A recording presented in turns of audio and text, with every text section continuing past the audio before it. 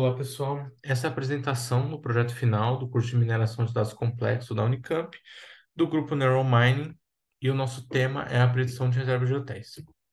Bom, iniciando a nossa apresentação pela definição do problema, a gente tem que o objetivo do projeto é classificar se uma reserva vai ser cancelada ou não, mas além disso, para o projeto também é importante identificar as características que expliquem o cancelamento, não somente se a reserva vai ser cancelada, mas o porquê.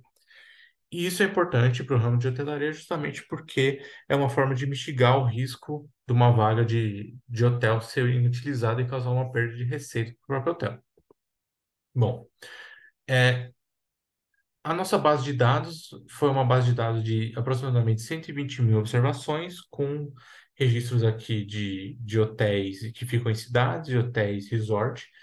A base tem 36 features e abrange um período de julho de 2015 até agosto de 2017. Aqui a gente recebeu duas bases, uma base de treino e uma base de teste. A gente verificou e nenhuma delas tinha duplicatas. Imediatamente, o que a gente fez foi pegar a base de treino e dividir em uma nova base de treino com 80% dos registros e uma base de validação com 20% dos registros. Bom, e um pouco aqui das features que compõem a base. Então, a gente tinha 20 features categóricas, 16 numéricas, e entre essas features a gente tinha coisas como o tipo de hotel, o tipo de quarto, o tipo de cliente, o tipo de pagamento, o país do cliente, além de informações como o tempo de antecedência que foi comprado, foi feita reserva em relação à data de chegada, a quantidade de adultos envolvidos na reserva, quantidade de pedidos especiais feitos também durante a reserva, etc. Bom, além dessas features, a gente fez a criação também de novas features e essas features a, foram feitas a criação de duas flags, uma flag é, indicando se a reserva foi feita por uma agência de viagem ou não, e outra flag indicando se a compra foi feita por uma empresa ou não. Além disso, também a gente fez uma feature do domínio dos e-mails, então a gente pegou o e-mail pessoal do cliente e pegou só o que vem ali depois do arroba para criar uma nova variável categórica, e também a gente criou duas novas variáveis de localidade do hotel, uma chamada continente e outra região, que são informações um pouco mais resumidas, um pouco mais sumarizadas, do que a informação de país que a gente tinha muitos valores ali, de muitos tipos de preenchimentos diferentes. Bom, com isso, a gente partiu para a análise exploratória e a primeira coisa que a gente fez foi verificar a variável scansort, que seria a nossa variável resposta, que a gente quer predizer. E a gente de cara já vê que a gente está trabalhando com uma base desbalanceada, uma vez que aproximadamente dois terços da base é composta de reservas que foram concluídas e mais ou menos um terço é de reservas canceladas. Então a gente já aqui já viu que seria necessário algum tratamento durante o treinamento para tratar esse desbalanceamento.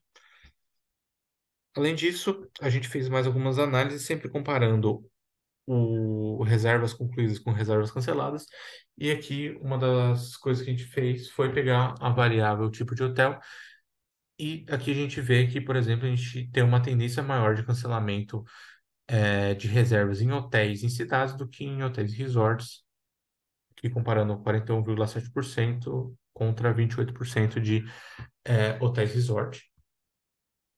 Outra análise também foi feita com a variável região, em que a gente tem como observar que na América Central e na Europa Ocidental, por exemplo, a gente tem os menores percentuais de cancelamento, enquanto na África Central e o Sul da Europa a gente possui os maiores percentuais de cancelamento. Pegando também aqui uma variável numérica, a gente tem aqui a feature lead time, que seria justamente o tempo de antecedência entre a reserva e a data de chegada. A gente vê que clientes que fizeram a reserva mais próximo da data de chegada cancelaram menos reservas. Essas foram algumas das análises que a gente fez durante a análise exploratória que trazem alguns insights que iniciam a explicação do porquê de algumas reservas serem canceladas. Bom, com isso, a gente partiu então para alguns tratamentos de dados para preparar a base para a modelagem. E o que a gente fez foi, primeiramente, fazer a exclusão de variáveis pessoais, excluindo nome, e-mail, número de telefone, cartão de crédito do cliente. A gente incluiu as variáveis que a gente criou. A gente fez um hot encode de todas as variáveis numéricas para transformá-las em todas as variáveis categóricas, desculpa, para transformá-las em numéricas.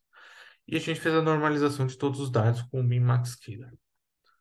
Com isso, a gente está habilitado a fazer o nosso modelo baseline e como a gente fez o modelo baseline. Então, como seria um problema de classificação, a gente inicialmente trabalhou com dois tipos de modelos, regressão logística e Random Forest, e para os parâmetros a gente manteve todos, praticamente todos como os parâmetros padrão, a gente só incluiu o parâmetro class weight como balance para fazer a compensação do desbalanceamento da base, colocando um peso inversamente proporcional ao volume das classes para não prejudicar a classificação das classes minoritárias. E, além disso, para a métrica de avaliação, a gente considerou a acurácia balanceada como a métrica principal, mas a gente também traz aqui a acurácia, precisão, revocação, o score F1 e a matriz de confusão. Bom, com isso, a gente chegou nos primeiros resultados, aqui nos resultados do baseline, e para regressão logística, a gente chegou, então, aqui focando na parte da acurácia balanceada para validação, a gente chegou em 80,1%, enquanto que no Random Forest a gente chegou em 86,1% na validação, o que já mostra que já no baseline o Random Forest é um modelo que traz resultados melhores do que a regressão logística. Inclusive, é o Random Forest que a gente vai seguir daqui para frente, né, nas partes de refinamento. Mas aqui um ponto que a gente prestou atenção e que a gente fez análise posteriormente foi nessa questão da acurácia balanceada do treino de 99,8%, que pode estar indicando um overfit, mas como eu disse, a gente fez uma análise e daqui a pouco eu vou mostrar. Então, aqui com o baseline definido, a gente então continuou com o Random Forest e a primeira coisa que a gente fez foi fazer a seleção de features. E para isso a gente fez uma análise de importância acumulada das features. Então, a gente pegou as features a importância de cada uma das features, que é dada pelo Random Forest, fez essa importância acumulada e viu em que momento eu chegava em 95%. A gente definiu esse corte aqui de 95%. E a gente viu que com 75 variáveis a gente chegava, então, nessa importância de 95%, e com isso a gente também chegava numa acurácia balanceada na validação de 86,5%. Então, mesmo com a retirada de mais ou menos 110 features, a gente conseguiu manter uma acurácia balanceada bem alta. Isso também aqui é exemplificado no gráfico, em que aqui o corte está aqui no 75 features, e a gente vê que mesmo com o aumento das features, não há uma melhoria na acurácia balanceada da validação. Aqui, depois dessa seleção, a gente fez uma análise de viés variância, justamente para verificar aquela questão do overfitting, para ver se realmente estava ocorrendo overfitting na nossa modelagem. Então, para isso, a gente pegou quatro parâmetros importantes no treinamento do Marine Forest. Então, aqui a gente pegou o número de árvores, a profundidade das árvores, o número mínimo de amostras na folha, o número mínimo de amostras no nó de decisão, antes do split. E a gente viu que nenhum dos gráficos tem um comportamento típico de overfit, que seria justamente o comportamento de afastamento das curvas aqui, dos valores de acurácia balanceada à medida que aumenta a complexidade do modelo.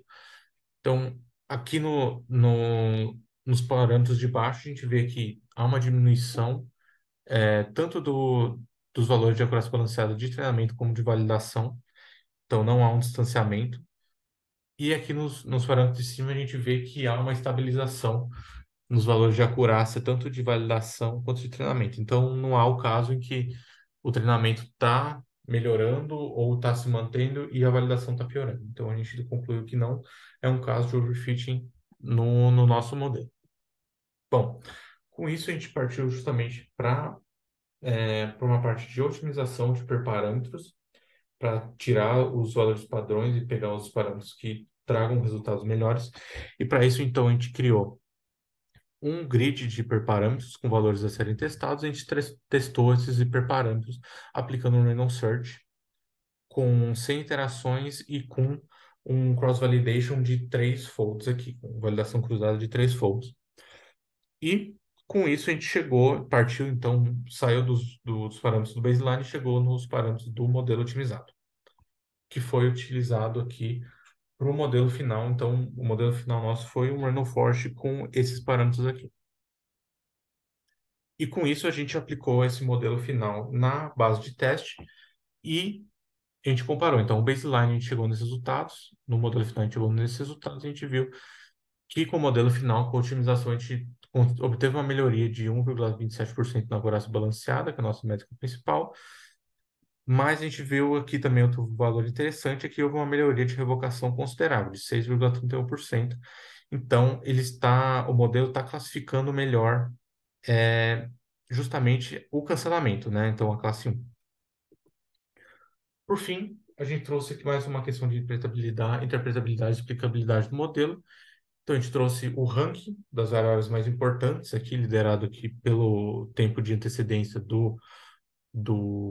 da reserva em relação ao tempo de chegada, mas a gente também trouxe aqui o pacote Lime, explicando por que uma reserva foi cancelada, por que uma reserva foi realizada. Então, a gente tem coisas como, por exemplo, é, que o fato de não ter necessidade de lugar de garagem, de o, o pagamento ser reembolsável, de não ser do país ser Portugal, ajudaram a classificar o modelo como a reserva como cancelada. E aqui a gente vê mais ou menos o comportamento contrário, né? As variáveis que ajudaram a classificar como uma reserva concluída. Então, eu acho que era isso. Obrigado pela atenção.